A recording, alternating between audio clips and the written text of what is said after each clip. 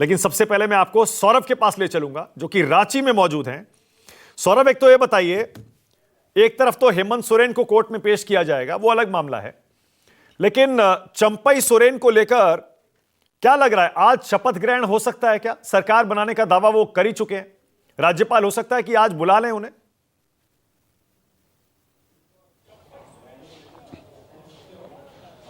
जी बिल्कुल मानक, सबसे बड़ी बात है कि राज्यपाल के तरफ से दावा जो महागठबंधन सरकार को बनाने की पेश की गई थी, 12 घंटे से ज़्यादा का वक्त बीत चुका है, लेकिन अभी तक राज्यपाल के तरफ से समय नहीं दिया गया है। अब से थोड़ी देर के बाद हेमंत सोरेन की इसी कोर्ट में यानी एमपी एमएलए कोर्ट में पेशी होनी है। हालांकि अभी तक हेमंत सोरेन यहाँ पर नहीं पहुँचे हैं, लेकिन ऐसा माना जा रहा है कि कुछ ही देर के बाद वो यहाँ पर पहुँचेंगे। ईडी की जो टीम है वो हेमंत सोरेन को यहाँ पर लेकर आएगी और उसके बाद हेमंत सोरेन के पेशी होगी और हो सकता है यहां से हेमंत सोरेन को जेल भेजा जाए और उसके बाद ईडी की जो टीम है, ईडी की जो अधिकारी है, वो उन्हें रिमांड पर भी ले सकती है। सबसे बड़ी बात है कि कल ईडी की टीम ने जो 7 घंटे तक पूछताछ की थी, लेकिन सवाल के जवाब जो हैं वो हेमंत सोरेन के तरफ से नहीं मिले थे। कई ऐसे सवाल थे जिसका जवाब हेमंत सोरेन ने नहीं दिया था और उसके बाद ही उनको पहले डिटेन किया गया, उसके बाद उनकी गिरफ्तारी की गई और उसके बाद हेमंत सोरेन जो हैं ईडी के अधिकारी के साथ राजभवन पहुंचते हैं, इस्तीफा देते हैं और उनकी जो इस्तीफा है वो राज्यपाल के तरफ से मंजूर किया जाता है। लेकिन चंपई सोरेन को आनन फानन में विधायक दल का नेता बनाया जाता है और 43 विधायकों के साथ महागठबंधन जो है वो राजभवन पहुंचता है।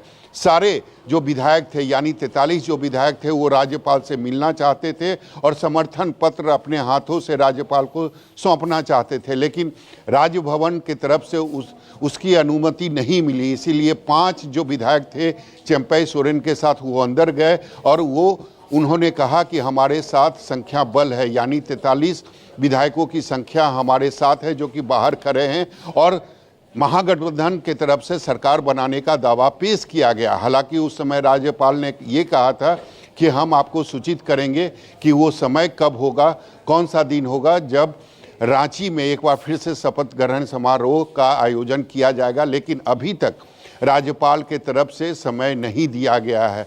तो निश्चित तौर पर जो महागठबंधन के सारे जो विधायक हैं, जो 43 विधायक हैं, वो इस वक्त भी मुख्यमंत्री आवास में हैं, क्योंकि 2 दिन पहले जब वो मुख्यमंत्री आवास पहुंचे थे तो इस बात की आशंका थी कि इन सारे घटनाक्रम को निपटाने में 2-3 दिनों का वक्त लग सकता है। इसीलिए सारे जो विधायक हैं वो बैग एंड बैगेज आए थे, यानी उन्होंने अपने कपड़े साथ लेकर वो आए थे और अभी भी वो सारे जो विधायक हैं वो इस वक्त मुख्यमंत्री आवास में हैं। राज्यपाल के जो आदेश है, जो अनुमति मिलने का, उसका बस इंतज़ार कर रहे हैं। और बाकी अगर इस वक्त हम आपको बताना चाहेंगे कि झारखंड में महागठबंधन के विधायकों की जो संख्या है वो 48 है।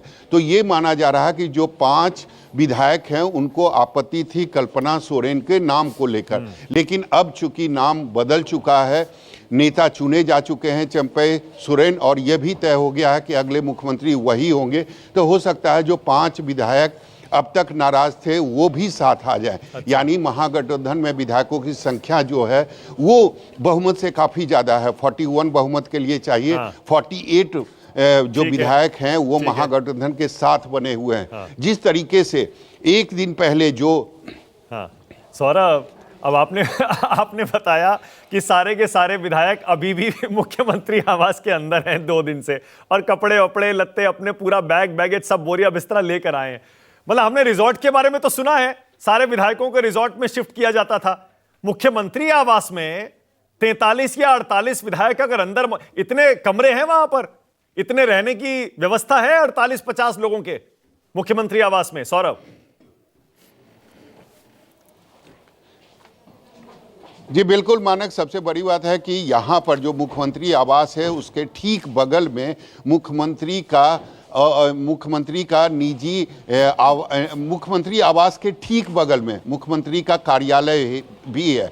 तो दो बिल्डिंग जो है वो आसपास है, सटे हुए हैं। और जब मुख्यमंत्री आवास में कल हेमंत सोरेन से पूछताछ की जा रही थी, उस समय मुख्यमंत्री के ऑफिस में सारे विधायक जो हैं वो मौजूद थे, सारे सांसद मौजूद थे। और जब सभी को लगा कि अब ईडी ने हेमंत सोरेन को डिटेन कर लिया है, उसके बाद इस तरफ से यानी विधायकों के तरफ से जो हरकत है वह शुरू हो गई थी। आनंद फानन में चंपई सोरेन को नेता का ऐलान किया गया। सौरभ, मैं अपने दर्शकों को यह बताना चाहता हूं, आपने बड़ी इंटरेस्टिंग, बड़ी रोचक जानकारी दी है कि करीब 45-50 विधायक, 43 या 48 जितने भी हैं, वो मुख्यमंत्री आवास के अंदर ही हैं।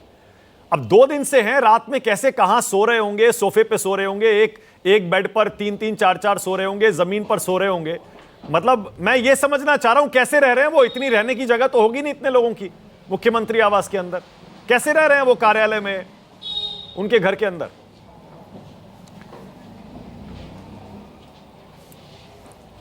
जी, उनके घर के अंदर और ऑफिस को अगर मिलाया जाए तो काफ़ी ज़्यादा स्पेस हो जाता है। और निश्चित तौर पर पहले से ये तय माना जा रहा था और इसीलिए सबके रहने के लिए और सोने के लिए व्यवस्था पहले से ही की गई थी। परसों जब भी विधायक दल की बैठक बुलाई गई थी, उसी समय सारे विधायकों को यह बोल दिया गया था कि जब तक अगला शपथ ग्रहण नहीं हो जाता है या जो पॉलिटिकल क्राइसिस की स्थिति उत्पन्न हुई है, जब तक यह क्लियर नहीं हो जाता है, तब तक आप मुख्यमंत्री आवास में ही रहेंगे। हालांकि यह भी व्यवस्था की जा रही थी कि अगर हाँ ठीक है, ओके।